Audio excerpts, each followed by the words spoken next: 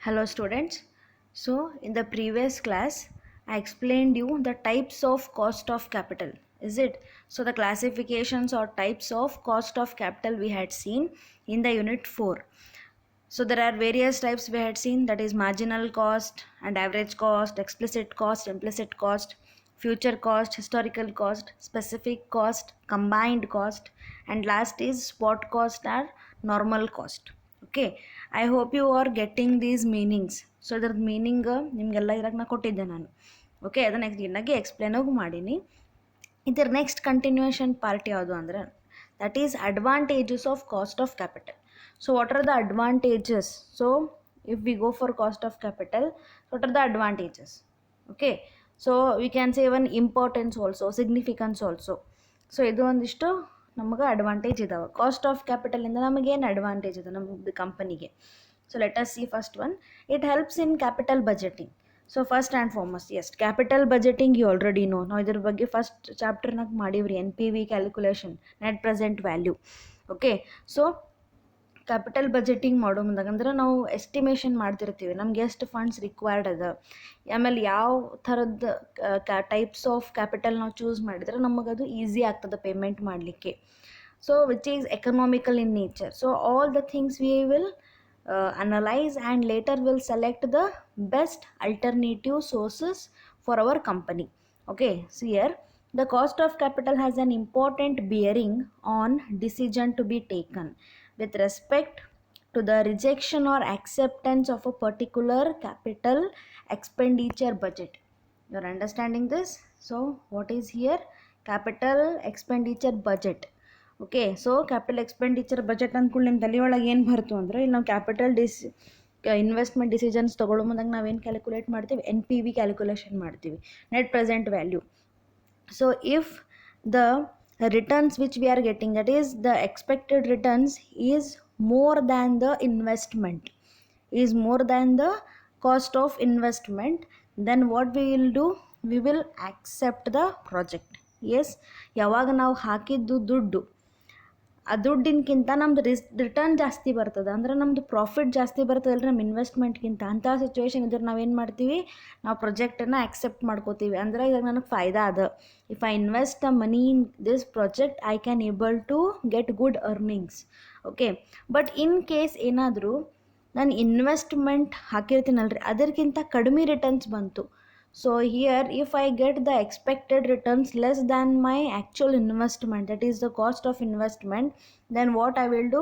I will reject. Okay, so here capital budgeting, it is helpful for taking the decision related to acceptance and rejection of the project. So with the help of cost of capital we can do it.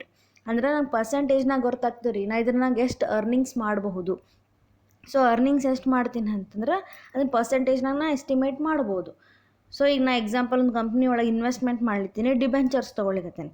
So debentures ಒಳಗೆ ₹1,00,000 investment ನಾ ಮಾಡ್ಲಿಕತ್ತೀನಿ ರೀ ಇನ್ನೊಂದು company ಒಳಗೆ. Okay, so interested ಅವ್ರು ಹೇಳ್ತಾರೆ 10% ಅಂಥೇಳಿ. 10%ಕ್ಕೆ 1 lakh investment ಮಾಡ್ತೀನಿ, 10% ಕೊಡ್ತಾರೆ ಅವರು. ಸೊ ಅದು ನಂದು ಸೇಫ್ ಇನ್ವೆಸ್ಟ್ಮೆಂಟೇ ಆಗ್ತದೆ. But if I take little risk and invest in equity shares, then what happens here? I can earn more than that. I interest amount 10% ಏನು ಅರ್ನ್ ಮಾಡ್ತೀನಿ ಅದಕ್ಕಿಂತ ಜಾಸ್ತಿ ಅರ್ನಿಂಗ್ಸ್ ಮಾಡ್ಬೋದು. So here my investment is there, but apart from that where I am getting more returns here, so returns is more than my actual investment, then what I will do is the equity shares. So equal ಬಂತಂದ್ರೆ debenture ಹೋಗ್ತೀನಿ, ಅದಕ್ಕಿಂತ ಏನೋ ಚಲೋ option ಸಿಗಲಿಲ್ಲ ಅಂದ್ರೆ ನಾನು ಇನ್ವೆಸ್ಟೇ ಮಾಡೋದಿಲ್ಲ. So like this cost of capital is helpful for deciding the capital budgeting. Okay, next one is what helps in designing the capital structure decisions. See, not only in taking the capital budgeting decision, it is also helpful in designing the capital structure. Designing is nothing but what? So ನಾ ಯಾವ ಥರ ಕ್ಯಾಪಿಟಲ್ನ actually include ಮಾಡ್ತೀನಿ. So include ಮಾಡ್ತೀನಿ, ಇದ್ರಾಗ ನಾ ಮಾಡ್ತೀನಿ ನನಗೆ ಏನು ರಿಟರ್ನ್ಸ್ ಬರ್ತಂತ ವಿಚಾರ ಮಾಡ್ತೀನಿ. While designing the capital structure, the main objective is to maximize the value of the firm and minimize the cost of capital. Yes, very true. So whenever we go for raising the funds or investing in any kind of the aspect, what we used to think, maximize my returns. ನನ್ನ returns ಯಾವಾಗಲೂ ಜಾಸ್ತಿ ಬರಬೇಕು, ನನ್ನ expenses ಕಡಿಮೆ ಆಗಬೇಕು ಅಂತ ಹೇಳ್ತೀನಿ. ಈಗ ನಾ ಫಂಡ್ಸನ್ನು ಕಲೆಕ್ಟ್ ಮಾಡ್ಕೊಳ್ಳಿಕತ್ತಿದ್ರೆ ಅಂದ್ರೆ ಯಾವ ಸೋರ್ಸ್ನ ಯೂಸ್ ಮಾಡ್ತೀನಿ ಅಂದ್ರೆ ನನಗೆ ಯಾವುದು ಬೆಸ್ಟ್ ಅನ್ನಿಸ್ತದೆ ರೀ. ಅಂದ್ರೆ ನನಗದು ಬರ್ಡನ್ ಅನ್ನಿಸ್ಬಾರ್ದು ರೀಪೇಮೆಂಟ್ ಮಾಡಲಿಕ್ಕೆ. It should not become burden. Actually ಹೇಳ್ಬೇಕಂದ್ರೆ ಡಿಬೆಂಚರ್ ಅಥವಾ ಪ್ರಿಫರೆನ್ಸ್ ಶೇರ್ಸ್ ಇತ್ತಂದ್ರೆ ಅದು ನಮ್ಗೆ ಏನಾಗ್ತದೆ, ಬರ್ಡನ್ ಆಗಿಬಿಡ್ತದೆ ರೀ. In case company not made any profit, then what happens here, it will become the burden on the head of the company for making the payment of interest and dividend to the preference share holders. But if equity shareholders are there, then it is not a burden, because equity shareholders are the real owners of the company, and when the profit happens, then only the equity shareholders will get the dividend. Profit ಆಗಿಲ್ಲ ಅಂದರೆ ಅವರಿಗೆ dividend ಇರುವುದಿಲ್ಲ. So ಅದಕ್ಕೆ capital structure decisions ಅಂದರೆ ಯಾವ ಥರ ಕ್ಯಾಪಿಟಲ್ಸ್ನ include ಮಾಡಬೇಕು, ಯಾವ ಥರ ಕ್ಯಾಪಿಟಲ್ನ ಇನ್ಕ್ಲೂಡ್ ಮಾಡಿದ್ರೆ ನನಗದು ಭಾಳ ಈಸಿ ಇರ್ತದೆ, ಅಂದರೆ ಎಕನಾಮಿಕಲ್ ಇರ್ತದೆ. where I can minimize my cost of capital and apart from that maximize my value of the firm. So maximise ಅಂದರೆ ನಾನು ಕಂಪನಿ ವ್ಯಾಲ್ಯೂ ಹೆಚ್ಚು ಮಾಡ್ಬೇಕು ನಾನು. ಸೊ ಈಗ ಜಾಸ್ತಿ ಪ್ರಾಫಿಟ್ನಾಗಿಂದ ಎಲ್ಲ ಜಾಸ್ತಿ ಪಾರ್ಟ್ ಅಂದ್ರೆ ಅವರಿಗೆ ಹೊರಗಿನವ್ರಿಗೆ ಕೊಟ್ವಿ ಅಂದ್ರೆ ನಮ್ಮ ಕೈಯೊಳಗೆ ದುಡ್ಡು ಕಡಿಮೆ ಉಳಿದು ಬಿಡ್ತದೆ ರೀ. ಅವಾಗ ನಾವೇನೋ ಎಕ್ಸ್ಪಾನ್ಷನ್ ಆ್ಯಕ್ಟಿವಿಟೀಸ್ ಮಾಡ್ಲಿಕ್ಕೆ ಆಗೋದಿಲ್ಲ. So that's why while designing the capital structure these things to be considered and cost of capital is helpful in that. Next advantage is what? It helps in selecting the sources of finance. Yes. So what kind of source? There are various sources are there. Debenture is there, equity is there, preference share is there, bank loan is there. There are various types of sources of finance is there. But what company will do?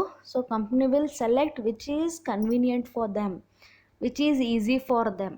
So a financial executive must have the knowledge of fluctuations in the capital market. So fluctuations is nothing but what changes. ಒಂದು market situation ಇರ್ತದಲ್ಲ, ಅದು ಕಾಯಂ ಇರೋದಿಲ್ಲ ರೀ ಮಾರ್ಕೆಟ್ನಾಗ, ಯಾವಾಗಲೂ change ಆಗ್ತಾ ಇರ್ತದೆ. ಸೊ ನಿನ್ನೆ ಶೇರ್ ಮಾರ್ಕೆಟ್ ಒಂದು ಎಕ್ಸಾಂಪಲ್ ಕೊಟ್ಟೆ. ಒಂದು ಪ್ರೈಸ್ ಇತ್ತು ಒಂದು ದಿವಸ ಅಂದ್ರೆ ನಾಳೆಗೂ ಅದೇ ಪ್ರೈಸ್ ಇರ್ತಂದು ಗ್ಯಾರಂಟಿ ಇಲ್ಲ. ಶೇರ್ ಪ್ರೈಸ್ ಏನಾಗ್ತಾವೆ, ಫ್ಲಕ್ಚುಯೇಟ್ ಆಗ್ತಿರ್ತಾವೆ, ಚೇಂಜ್ ಆಗ್ತಿರ್ತಾವೆ. Okay. So financial executive analyses the rate of interest of loans and normal dividend rates in the market from time to time. So if they borrow the funds by issue of debentures, then what happens? They have to pay the interest compulsory. And if they borrow the funds from the bank, they have to pay the interest compulsory. And from the preference shareholders, for them also they have to make the payment of dividend compulsory. But for the equity, that is not such compulsory. ಅಂದರೆ ಕೊಡಂಗೇ ಇಲ್ಲ ಅಂತ ಹೇಳತ್ತಿಲ್ರಿ. ಈಗ in case ಕಂಪನಿಗೆ ಜಾಸ್ತಿ profit ಆಗಲಿಲ್ಲ ಅಂದ್ರೂ ಅವ್ರು equity share holders ಏನು ಮಾಡ್ತಾರೆ, ಸ್ಯಾಕ್ರಿಫೈಸ್ ಮಾಡ್ತಾರೆ, ಆಯಿತು ನೆಕ್ಸ್ಟ್ ಟೈಮ್ ನಮಗೆ ಕೊಡ್ರಿ ಅಂಥೇಳಿ. ಬಟ್ ಪ್ರಾಫಿಟ್ ಭಾಳ ಆಯಿತು ಅಂದ್ರೆ ಅದ್ರಾಗ ಅವ್ರ ಬೆನಿಫಿಟ್ಟು ಅದ ರೀ, ಇಲ್ಲ ಅನ್ನಂಗಿಲ್ಲ. ಇವ್ರದ್ದು ಇಕ್ವಿಟಿ ಮತ್ತು ಪ್ರಿಫರೆನ್ಸ್ ಮತ್ತು ಡಿಬೆಂಚರ್ಸ್ ಹೆಂಗಂದ್ರೆ ಸೇಫ್ ಗೇಮ್ ರೀ. ಒಂದು ಕಂಪ್ನಿ ಪ್ರಾಫಿಟ್ ಆಯಿತೋ ಬಿಡ್ತೋ ಸಂಬಂಧ ಇಲ್ಲ, ಬಟ್ ನಮಗೆ ನಮ್ದು ರಿಟರ್ನ್ಸ್ ಬರ್ತದೆ. So we are in the safe zone. So either company makes the profit or incur the loss, that will not affect for them. So they will get their returns always. So adu returns nu ಏನು ಕೊಡ್ತಿರಲ್ಲ, that should not become burden on the head of company. So that's why we have to see and select the sources of finance, that is type of capital which we are including. Next, it helps to evaluate the financial performance of the top management. Yes. So it is also helpful, the cost of capital is also helpful for analyzing the performance of financial performance of the management. See here, evaluation of the financial performance will involve a comparison of actual profitabilities of the project. ಅವ್ರು ಏನು promise ಮಾಡಿದ್ರಲ್ಲ ಅದೇ ಥರನೇ ಅವರು profit ಮಾಡ್ಲಿಕ್ಕತ್ತಾರೋ ಇಲ್ಲೋ. So ಅದನ್ನು ನಾವೇನು ಮಾಡ್ಬೋದು, ಈಸಿಲಿ ಅನಲೈಸ್ ಮಾಡ್ಬೋದು ರೀ, ಡಿಪೆಂಡಿಂಗ್ ಅಪಾನ್ ದೇರ್ ಕಾಸ್ಟ್. ಯಾಕಂದ್ರೆ ಡಿಬೆಂಚರ್ ಹೋಲ್ಡರ್ಸ್ ಇದು ಪ್ರಿಫರೆನ್ಸ್ ಶೇರ್ ಹೋಲ್ಡರ್ಸ್ ಇದು ಏನು ಮಾಡಿರ್ತಾರೆ ರೀ, ಇಂಟ್ರೆಸ್ಟ್ ಅಥವಾ ಡಿವಿಡೆಂಡ್ ರೇಟ್ ಪೈಲಾಕೆ ಫಿಕ್ಸ್ ಮಾಡಿರ್ತಾರೆ. ಇನ್ the time of issuing, when they go for issuing the debentures and preference shares, that time only they will decide the rate and they will announce it. But for the equity share holders it is not so. ಅದು ಯಾವಾಗ announce ಮಾಡ್ತಾರಂದ್ರೆ ಎಲ್ಲ financial statements prepare ಆಗಿ ready ಆಗ್ತಾವೆ, ಆಮೇಲೆ annual general board meeting ಅಂತ ಏನು ಮಾಡ್ತಾರಲ್ರಿ, ಒಂದು ವರ್ಷ ಮುಗಿದ ಮೇಲೆ ಅವಾಗ ಅದನ್ನೆಲ್ಲ ಅನೌನ್ಸ್ಮೆಂಟ್ ಮಾಡ್ತಾರೆ. ಸೊ ಈಗ ಪ್ರತಿ ವರ್ಷ ಏನಾಗ್ತಾರೆ, ಯೂಶ್ವಲಿ ಇಕ್ವಿಟಿ ಶೇರ್ಸ್ ಏನು ಮಾಡ್ತಾರೆ, ಎಕ್ಸ್ಟ್ರಾ ಎಕ್ಸ್ಪೆಕ್ಟ್ ಮಾಡ್ತಾರೆ. ಲೈಕ್ ಈಗ ಈ ವರ್ಷ ಏನಾರ ನೀವು 10% ಕೊಟ್ರೆ, ನೆಕ್ಸ್ಟ್ ಇಯರ್ ನಮಗೆ 15% ಕೊಡ್ರಿ, ಅದರ ನೆಕ್ಸ್ಟ್ ಇಯರ್ 18% ಕೊಡ್ರಿ, like this. They always think about in increasing trend, not decreasing trend. If at all a situation go wrong or very poor market condition, then less dividend rate is also accepted. But genuinely ಹೇಳ್ಬೇಕಂದ್ರೆ cost of ಕ್ಯಾಪಿಟಲಿಂದ ಕಂಪನಿಗೂ actually ಫಾಯ್ದಾ ಅದ ರೀ. So ಅವ್ರು ಜಾಸ್ತಿ ಏನಾರ announce ಮಾಡಿದ್ರು interest ಕೊಡೋದು ಅಂತಂದ್ರೆ ಜಾಸ್ತಿ ಇನ್ವೆಸ್ಟರ್ಸ್ ಬರ್ತಾರೆ, ಜಾಸ್ತಿ ಇಕ್ವಿಟಿ ಶೇರ್ ಹೋಲ್ಡರ್ಸ್ ಬರ್ತಾರೆ. For that also it is helpful. Next one is what? It helps in the formulation of dividend policy and working capital management. Yes, so dividend policy ಮಾಡಲಿಕ್ಕೆ, so cost of capital is helpful for even deciding the dividend policy. So ಎಷ್ಟು rate ನಾವು ಏನು ಕೊಡಬೇಕು, equity share ಹೋಲ್ಡರ್ಸರಿಗೂ ನಾವು ಕೊಡಲೇಬೇಕು dividend. So ಅವ್ರು ಎಷ್ಟು dividend ಕೊಡಬೇಕು, ಯಾವ ಥರ ಪಾಲಿಸಿ ನಾವು ಮಾಡ್ಕೋತೀವಿ, ನಮ್ಮ ಕಂಪ್ನಿ ಎಷ್ಟು ಯಾವ ಕಂಡೀಷನ್ನಾಗ ಪ್ರಾಫಿಟ್ ಮಾಡಿದರೆ ಎಷ್ಟು ಕೊಡಬೇಕು, ಈ ಥರ ಡಿವಿಡೆಂಡ್ ಪಾಲಿಸೀಸ್ ಡಿಸೈಡ್ ಮಾಡಲಿಕ್ಕೆ ಕಾಸ್ಟ್ ಆಫ್ ಕ್ಯಾಪಿಟಲ್ ಹೆಲ್ಪ್ ಆಗ್ತದೆ. And apart from that even it is helpful for working capital management. Working capital management is nothing but what? See, first of all, what is working capital? The capital which is required to run the day-to-day activities of the company. ದಿನನಿತ್ಯದ ಚಟುವಟಿಕೆಗಳು ನಡೆಸಲಿಕ್ಕೆ ನಮ್ಗೆ ಏನು capital ಬೇಕಲ್ಲ ಅದಕ್ಕೇನು ಹೇಳ್ತಾರೆ, working capital ಅಂಥೇಳಿ. So working capital ಹೆಂಗೆ ಬರ್ತದಂದ್ರೆ current assets minus current liability. ಒಂದು ವರ್ಷದ ಏನೇನು ಕರೆಂಟ್ ಅಸೆಟ್ಸ್ ಇರ್ತಾವೆ, ಕರೆಂಟ್ ಲಯಬಿಲಿಟೀಸ್ ಮೈನಸ್ ಮಾಡಿದಾಗ ನಮಗೆ ವರ್ಕಿಂಗ್ ಕ್ಯಾಪಿಟಲ್ ಗೊತ್ತಾಗ್ತದೆ. ಸೊ ಅದನ್ನು ನಾವು ಅನಲೈಸ್ ಮಾಡಲಿಕ್ಕೂ ನಮಗೆ ಕಾಸ್ಟ್ ಆಫ್ ಕ್ಯಾಪಿಟಲ್ ಹೆಲ್ಪ್ ಆಗ್ತದೆ ರೀ. ಓಕೆ, ಯಾಕಂದರೆ ಎಷ್ಟು ಫಂಡ್ಸ್ ಪ್ರಾಫಿಟ್ನಾಗ ಎಷ್ಟು ಫಂಡ್ಸನ್ನು ಹೊರಗಿನ ಲಯಬಿಲಿಟೀಸ್ ಪೇ ಮಾಡಬೇಕು, ಆಮೇಲೆ ಇನ್ನೂ ಒಂದು ಸ್ವಲ್ಪ ಫಂಡ್ಸ್ ತೆಗೆದಿಟ್ಕೋಬೇಕು ರೀ. ಯಾಕಂದ್ರೆ next year working capital requirement ಮಾಡ್ಕೋಬೇಕಲ್ಲ. ಈಗ ಇನ್ ಬಿಟ್ವೀನ್ ನಡೆದ ಯಾರು ಫಂಡ್ಸ್ ಕೊಡ್ತಾರೆ, ಯಾರು ಕೊಡೋಂಗಿಲ್ಲ. ಅದಕ್ಕೆ ಕ್ಯಾಪಿಟಲ್ ಏನು ಬರ್ತದಲ್ಲ ಅದ್ರಾಗ ವರ್ಕಿಂಗ್ ಕ್ಯಾಪಿಟಲ್ ತೆಗೆದಿಟ್ಕೋಬೇಕು. ಫಿಕ್ಸ್ಡ್ ಕ್ಯಾಪಿಟಲ್ ಅಂತ ಬೇರೆ ಮಾಡ್ತಾರೆ, ವರ್ಕಿಂಗ್ ಕ್ಯಾಪಿಟಲ್ ಅಂತಲೇ ಬೇರೆ ಮಾಡ್ತಾರೆ. These are the some of the advantages of cost of capital. See, it is having some disadvantages also, or we can say the limitations. Okay, so what are the limitations are there? See, first one, for ascertaining cost of capital, use of mathematical calculation and the results cannot be accurate for particular use. Yes, some of the problems. See, ಅದು rate decide ಮಾಡ್ತೀವಲ್ಲ, ಹೆಂಗೆ decide ಮಾಡೋದ್ರಿ? Market rate ಇರ್ತದೆ, but ಅದು market ರೇಟೇ ನಮಗೆ satisfying ಆಗಬೇಕಲ್ಲ. ಅದಕ್ಕಿಂತ ನಾವು ಕಡಿಮೆ ಕೊಡ್ತೀವಿ ಅಂತಂದ್ರೆ ಯಾವ ಥರ ಕ್ಯಾಲ್ಕುಲೇಷನ್ ಮಾಡೋದು, ಹೆಂಗೆ, ಅದಕ್ಕೇನಾಗ್ತದೆ, ಅದ್ರ ಅಕ್ಯುರೇಸಿ ಇಲ್ಲ. So based on demand and supply factor ಅಂತ ಹೇಳ್ತೀವಿ ಎಲ್ಲದಕ್ಕೂ, but apart from that other factors also affecting on that. V can say speculation, mall practice, ಈ ಥರದ್ದು ಅಪ್ಲೈ ಆಗ್ತಿರ್ತಾವೆ ರೀ ಕಾಸ್ಟ್ ಆಫ್ ಕ್ಯಾಪಿಟಲ್ದು ರೇಟ್ ಡಿಸೈಡ್ ಮಾಡಲಿಕ್ಕೆ. ಅಂದರೆ ಈಗ ಡಿವಿಡೆಂಡ್ ರೇಟ್ ಫಿಕ್ಸ್ ಮಾಡ್ತೀವಿ, ಡಿಬೆಂಚರ್ಸ್ ಇಂಟ್ರೆಸ್ಟ್ ರೇಟ್ ಫಿಕ್ಸ್ ಮಾಡ್ತೀವಿ. ಆ ರೇಟ್ ಫಿಕ್ಸಿಂಗ್ ಮಾಡೋದು ಎಕ್ಸಾಕ್ಟ್ ಆಗಿರುವುದಿಲ್ಲ, ಅಲ್ಲಿ ಪ್ರಾಬ್ಲಮ್ ಅದ ಕ್ಯಾಲ್ಕುಲೇಷನ್ ಮಾಡಲಿಕ್ಕೆ.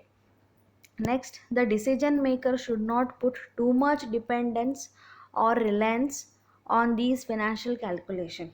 So some of the people what they will do, decisions ತೊಗೊಳೋರು ಭಾಳ ಇದ್ರ ಮೇಲೆ ಡಿಪೆಂಡ್ ಆಗಿಬಿಡ್ತಾರೆ. ಸಿ 10% ಹತ್ರ ಕೊಡಲೇಬೇಕು ಅಥವಾ 12% ಕೊಡಬೇಕು ಇಂಟ್ರೆಸ್ಟ್ ರೇಟ್, ಡಿವಿಡೆಂಡ್ ರೇಟ್ ಅಂಥೇಳಿ. ಸೊ ಅದ್ರ ಮೇಲೆ ನೀವು ಭಾಳ ಪ್ರೆಷರೈಸ್ ಮಾಡ್ಕೊಂಡ್ರಿ ಅಂದ್ರೆ ಮುಂದಿಂದ ಕ್ಯಾಲ್ಕುಲೇಷನ್ ನಮ್ಗೆ ಕರೆಕ್ಟ್ ಆಗೋದಿಲ್ಲ. ಮತ್ತು ಒಂದು ಸತಿ ಫಿಕ್ಸ್ ಮಾಡೋಮ್ದಾಗ ಕರೆಕ್ಟ್ ಫಿಕ್ಸೇಷನ್ ಮಾಡ್ಬೇಕು ರೇಟ್. ಯಾಕಂದ್ರೆ ಅದು ಎಲ್ಲಿ ತನಕ ಇರ್ತದಂದ್ರೆ ಅದು ಪಿರಿಯಡ್ ಮುಗಿಯೋ ತನಕ. ಈಗ ಒಂದು ಡಿಬೆಂಚರ್ ಒಂದು ಪಿರಿಯಡ್ ಅಂದರೆ 10 years ಅಂತ ಅನ್ಕೋರಿ ಎಕ್ಸಾಂಪಲ್. ಒಂದು ರೇಟ್ ಏನು ಡಿಸೈಡ್ ಮಾಡ್ತಿರಲ್ಲ ಅದು 10 years ತನಕ ಅಷ್ಟೇ ಇರ್ತದೆ. ಅಷ್ಟಂದ್ರೂ ಮಿನಿಮಮ್ ನೀವು ಕೊಡಲೇಬೇಕು, 10% ಅಥವಾ 12%, ಕಂಪನಿ ಪ್ರಾಫಿಟ್ ಆಗಲಿ ಲಾಸೇ ಆಗಲಿ. ಸೊ ಅದು ಏನಾಗ್ತದೆ, ಒಂಥರ ಪ್ರಾಬ್ಲಮ್ನೂ ಆಗ್ತದೆ. Decision makers they have to think for while deciding the rates. And last one is what? From the calculations indicates that debt capital is cheaper than preference and equity share capital in case most of the enterprises. So most of the enterprises what they used to think that debt capital is cheaper. Debt capital ಏನದ cheap ಅದ ಅಂತ ಹೇಳ್ತಾರೆ, ಕಡಿಮೆ ರೇಟಿಗೆ available ಅದ ಅಂತೇಳಿ. ಹಾಗೇನಿಲ್ಲರಿ, ಅದು it depends upon the market situation. ಯಾಕಂದ್ರೆ ಮಾರ್ಕೆಟ್ನಾಗ ಅದ್ರದ್ದು ವ್ಯಾಲ್ಯೂನೂ ಇರ್ತದೆ, ಡಿಬೆಂಚರ್ಸ್ಗೆ ಮಾರ್ಕೆಟ್ನಾಗೂ ವ್ಯಾಲ್ಯೂ ಭಾಳ ಅದು. ಸೊ ಹಂಗೆ ಅದಕ್ಕೆ ಒಂದ್ರ ಮೇಲೆ ಡಿಪೆಂಡೆನ್ಸಿ ಮಾಡಿ ಅದಕ್ಕೆ ಜಾಸ್ತಿ ಫೋಕಸ್ ಮಾಡಬೇಕು ಅಥವಾ ಅದೇ ಜಾಸ್ತಿ ನಾವು ನಮ್ಮ ಕ್ಯಾಪಿಟಲ್ ಒಳಗೆ ಇನ್ಕ್ಲೂಡ್ ಮಾಡಬೇಕು ಅಂತ ಅಂದ್ಕೊಳ್ಳಿಕ್ಕೆ ಹೋಗಬಾರ್ದು. ಯಾಕಂದ್ರೆ ಅವಾಗ ಏನಾಗ್ಬಿಡ್ತದೆ, ನಮ್ಮದು ಡೆಟ್ಸ್ ಜಾಸ್ತಿ ಆಗಿಬಿಡ್ತದೆ. ಇದೆ chances of becoming bankruptcy or we can say insolvent. So ಆ ಥರ ಚಾನ್ಸಸ್ ಆಗು ಇರ್ತಾವೆ. ಎಲ್ಲದಕ್ಕೂ ಈಕ್ವಲ್ ಇಂಪಾರ್ಟೆನ್ಸ್ ಕೊಟ್ಟು ನಮಗೆ ಯಾವ್ದು ಬೇಕೋ ಅದಕ್ಕೆ ನಾವು ಜಾಸ್ತಿ ಫೋಕಸ್ ಮಾಡಬೇಕು. These are the sum of the limitations of cost of capital. And next, another important heading is what? Problems in determining the cost of capital. See cost of capital ಸರಿಗೆ ನಮ್ಮ ಕ್ಯಾಲ್ಕುಲೇಷನ್ ಮಾಡ್ಲಿಕ್ಕೆ ಆಗೋದಿಲ್ಲ ಅಂದರೆ ಏನು problem ಇದಾವೆ. Okay, so let us see. First one is what? Problem in computation of cost of equity. Yes, so I already told you.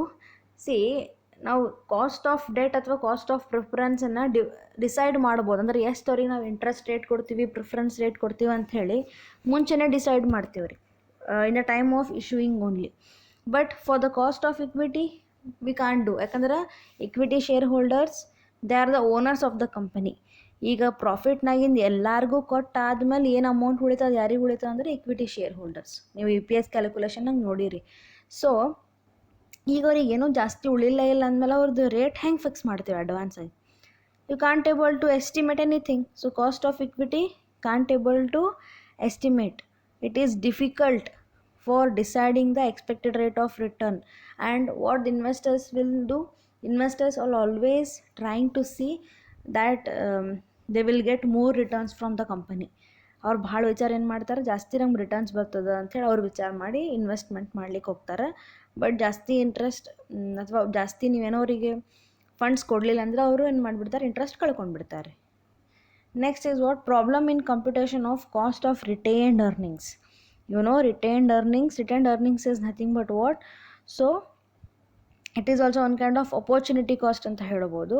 ಇದಕ್ಕೆ actually ಏನು ಹೇಳ್ತಾರೆ ರಿಟೈನ್ಡ್ ಅರ್ನಿಂಗ್ಸ್ ಅಂದ್ರೆ, ಒಂದು ಕಂಪನಿ ಚಲೋ ಪ್ರಾಫಿಟ್ ಮಾಡಿರ್ತದೆ ರೀ, ಎಲ್ಲ ತನ್ನ ಔಟ್ಸೈಡ್ ಲಯಬಿಲಿಟೀಸ್ ಪೇಮೆಂಟ್ ಮಾಡಿ ಫಂಡ್ ಉಳಿತದೆ. ಅದು ಯಾರಿಗೆ ಹೋಗ್ತದೆ? Equity shareholders. Equity share ಹೋಲ್ಡರ್ಸಿಗೂ ಸ್ಯಾಟಿಸ್ಫೈ ಮಾಡಿ ಏನಾರ ಫಂಡ್ಸ್ ಉಳಿತು ಅಂದ್ರೆ ಆ ಫಂಡ್ಸ್ ಏನು ಹೇಳ್ತಾರೆ? ರಿಟೈನ್ಡ್ ಅರ್ನಿಂಗ್ಸ್ ಅಂತ ಹೇಳ್ತಾರೆ. ಅದನ್ನು ಇನ್ನೊಂದು ಕಡೆ ಇನ್ವೆಸ್ಟ್ಮೆಂಟ್ ಮಾಡ್ತಾರೆ ರೀ. ಆ ಇನ್ವೆಸ್ಟ್ಮೆಂಟ್ ಮಾಡಿದ್ದು ನಿಮಗದು ಒಂದು ರೀತಿ ಅದ್ರ ಮೇಲೆ ಏನೋ ಇನ್ಕಮ್ ಬರ್ತಲ್ಲ, ಅದನ್ನು ಚಲೋನೇ ಹೌದಿಲ್ಲ ರೀ. ಬಟ್ ಇನ್ವೆಸ್ಟ್ಮೆಂಟ್ ಮಾಡ್ತಿರ್ತಿರಲ್ಲ, ಅದು ನಿಮಗೆ ಕಾಸ್ಟೇ ಆಗ್ತದೆ.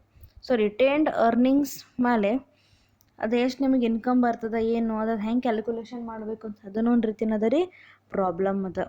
Okay, so retained earnings do not involve any kind of cost actually. In reality if B say it will not include anything. Actually ಆ ಫಂಡ್ಸ್ ಯಾರಿಗೆ ಸೇರಬೇಕು ಅಂತಂದರೆ equity share holders. So here because ಅವ್ರೇನು ಮಾಡಿರ್ತಾರೆ, ನಮ್ಮ ಡಿವಿಡೆಂಡ್ಸನ್ನು ಫಾರ್ಗ್ಯೂ ಮಾಡಿರ್ತಾರೆ. Forgive ಮಾಡಿ ಒಂದಿಷ್ಟು ಫಂಡ್ಸನ್ನು ಸೇವ್ ಮಾಡಿರ್ತಾರೆ ಇಕ್ವಿಟಿ ಶೇರ್ ಹೋಲ್ಡರ್ಸ್. ಸೊ ಅದಕ್ಕೆ ಅವರಿಗೂ ಆ ಫಂಡ್ಸ್ ಸೇರಬೇಕು ಅಂಥೇಳಿ ಆ್ಯಕ್ಚುಲಿ ಹೇಳೋದು. ಓಕೆ, ಆದ್ರೆ ಇಂಟ್ರೆಸ್ಟ್ ರೇಟ್ ಕ್ಯಾಲ್ಕುಲೇಟ್ ಮಾಡೋದು, ಅದರದ್ದು ಕಾಸ್ಟ್ ಕ್ಯಾಲ್ಕುಲೇಟ್ ಮಾಡೋದು ಒಂದು ಪ್ರಾಬ್ಲಮ್ನೇ ಅದ. Okay, next is what? Future cost and historical cost. See, future cost we can't able to estimate properly. ನಾವೇನೋ ಅನ್ಕೋತೀವಿ, ಏನೋ ಆಗ್ತದೆ. ಸೊ ಎಲ್ಲ ಟೈಮ್ನಾಗೂ ನಾವು ಅಂದ್ಕೊಂಡಂಗೆ ಆಗೋದಿಲ್ಲ. Okay, and historical cost is nothing but what? So which is already incurred. ಏನಾರ ಒಂದು loss ಆಯ್ತು ಅಂತ ತಿಳ್ಕೊಂಡು ಪ್ರಾಜೆಕ್ಟ್ ಮೇಲೆ ಇನ್ವೆಸ್ಟ್ಮೆಂಟ್ ಮಾಡಿ ಆಲ್ರೆಡಿ ಇನ್ವೆಸ್ಟ್ ಮಾಡೇ ಬಿಟ್ಟಿರಿ, ಲಾಸ್ನೂ ಆಗ್ಯದ. ಇದರಲ್ಲಿ ನೀವು ಪಾಠ ಕಲಿತೀರಿ ಹೌದು, ಬಟ್ ಅದು ಹಿಸ್ಟಾರಿಕಲ್ ಕಾಸ್ಟ್ ಹೆಂಗೆ ಕನ್ಸಿಡರ್ ಮಾಡ್ತೀರಿ ನೀವು ಅಲ್ಲಿ? ಫ್ಯೂಚರ್ ಕಾಸ್ಟನ್ನು ನೀವು ರೆಕಾರ್ಡ್ ಮಾಡಲಿಕ್ಕೆ ಕನ್ಸಿಡರ್ ಮಾಡ್ಲಿಕ್ಕೆ ಸಾಧ್ಯ ಇಲ್ಲ. ಹಿಸ್ಟಾರಿಕಲ್ ಕಾಸ್ಟ್ ಅದಕ್ಕೆ ಬುಕ್ ವ್ಯಾಲ್ಯೂ ಅಂತ ಹೇಳ್ತಾರೆ. So it is past data, ಮುಗಿದು ಹೋಗಿದ್ದು. ಅದನ್ನು ಡಿಸಿಷನ್ ತೊಗೊಳ್ಲಿಕ್ಕೆ, ಮುಂದಿನ ಡಿಸಿಷನ್ ತೊಗೊಳ್ಲಿಕ್ಕೆ ಅಷ್ಟೇ ಅದು ಹೆಲ್ಪ್ಫುಲ್ ಅಷ್ಟೇ ಹೊರತು ಅದನ್ನು ಕರೆಕ್ಟಾಗಿ ನೀವು ರೆಕಾರ್ಡ್ ಮಾಡಲಿಕ್ಕೆ ಸಾಧ್ಯ ಇಲ್ಲ. So recording of future cost and historical cost is also one kind of problem. And last is what? Problem in assigning the weights. See, I told you in types of cost of ಕ್ಯಾಪಿಟಲ್ನಾಗ average cost ಅಂತಂದು ಬರ್ತದೆ ರೀ.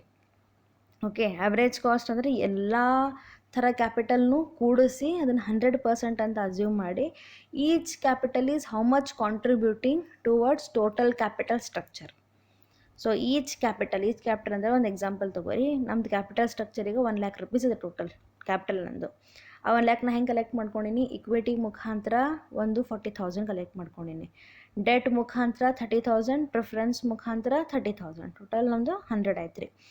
ಈಗ ನಂದು ಇಕ್ವಿಟಿದು ಎಷ್ಟು contribution ಅದ ನನ್ನ ಕ್ಯಾಪಿಟಲ್ನಾಗ ಅಂತ ಹೆಂಗೆ ಕಂಡುಹಿಡಿಬೇಕು, ನಾ ಹೆಂಗೆ ಎಕ್ಸ್ಪ್ರೆಸ್ ಮಾಡಬೇಕು ಅಂದರೆ that is 40%. Okay, so 40,000 collect ಮಾಡಿ ಅಂದಮೇಲೆ 40% ಅಂತ ಹೇಳಿದ್ರೆ is 40,000 divided by 1 lakh. So ಆ ಥರ ನೀವು ವೇಟ್ಸ್ ಅಸೈನ್ ಮಾಡ್ಬೇಕು ಅದಕ್ಕೆ. ಅಂದರೆ ಎಷ್ಟು ಅದು ಪರ್ಸೆಂಟೇಜ್ ಟರ್ಮ್ಸ್ನಾಗ ಅಂಥೇಳಿ, ಪರ್ಸೆಂಟೇಜ್ ಅಂದರೆ ಅಥವಾ ಡೆಸಿಮಲ್ನಾಗ ನೀವು ಬರಿಬೇಕಂದ್ರೂ ವೇಟ್ ಅಸೈನ್ ಮಾಡೋದು ಒಂದು ಸ್ವಲ್ಪ ಪ್ರಾಬ್ಲಮ್ ಅದ. Because sometimes what happens here, there are various things that sometimes we have to consider the market value also. Market value consider ಮಾಡ್ಬೇಕಂದ್ರೆ ಮಾರ್ಕೆಟ್ ವ್ಯಾಲ್ಯೂ ನಮ್ಗೆ ಎಕ್ಸಾಕ್ಟ್ಲಿ ಗೊತ್ತಿರೋದಿಲ್ಲ. ಸೊ ಹಾಗಾಗಿ ಅದೊಂದು ಥರ ಪ್ರಾಬ್ಲಮ್ ಆಗೋ ಚಾನ್ಸಸ್ ಇರ್ತದೆ. Okay, I hope you are getting this, and this completes total the concept of cost of capital first part, basic part. In the next video will start the cost of debt. Okay, I hope you understand. ಒಂದು ಸ್ವಲ್ಪ ಓದ್ಕೋರಿ, text book ತೊಗೋರಿ, ಏನಾದ್ರು doubts ಇದ್ರೆ message ಮಾಡಿರಿ.